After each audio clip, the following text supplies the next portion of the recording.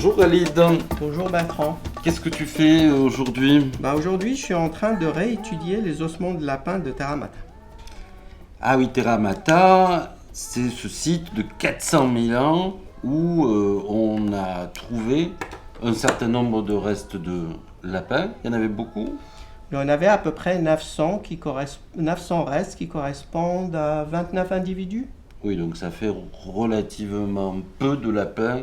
Effectivement, c'est relativement peu par rapport à d'autres sites préhistoriques où on a trouvé jusqu'à plusieurs centaines de milliers de restes.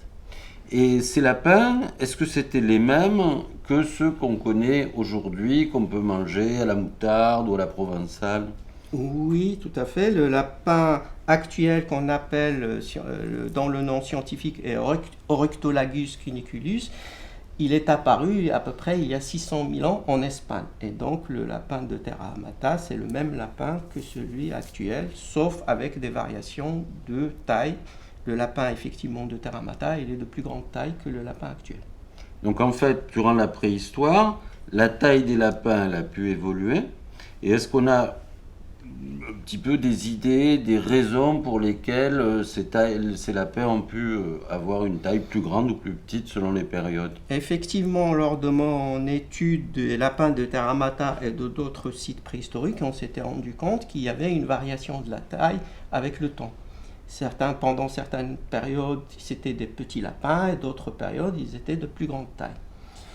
Et on a pu mettre en évidence une corrélation entre certains facteurs climatiques et la variation de la taille de lapin.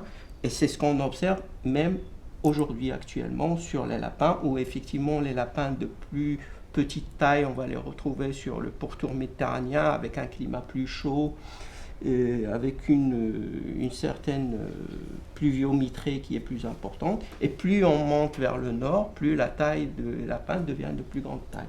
Et on a pu effectivement mettre une corrélation entre certains facteurs climatiques et la variation de la taille des lapins. D'accord. Et alors une question toute bête, est-ce qu'ils mangeaient les lapins, les hommes d'il y a 400 000 ans à Terra Amata ou pas?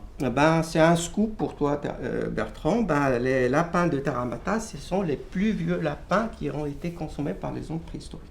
Donc à Nice, on était les premiers mangeurs de lapins à Terra Amata. Oui.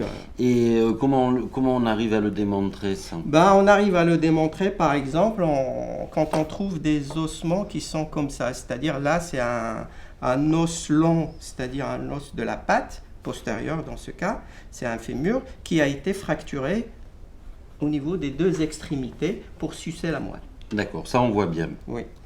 Et est-ce qu'on a pu mettre en évidence aussi des petites traces de découpe quand on a découpé le lapin? Tout à fait. Lors de mon étude des lapins de Terra Mata, des ossements de lapins de Terra Mata, j'ai pu mettre en évidence l'existence d'une strie de découpe sur un 5e métatarse, c'est-à-dire un os du pied du lapin, où j'ai pu observer des stries de découpe. Et des études plus récentes de collègues américains et canadiens, ils ont pu mettre en évidence d'autres petites stries qui étaient très minuscules qu'on a pu voir à la loupe binoculaire. D'accord. Donc ce qu'on peut retenir de tout ça, c'est se dire que finalement, à Terra Amata, à Nice, on était les premiers mangeurs de lapins. On est les premiers mangeurs de lapins dans les temps préhistoriques, effectivement. Merci Khalid. Je t'en prie.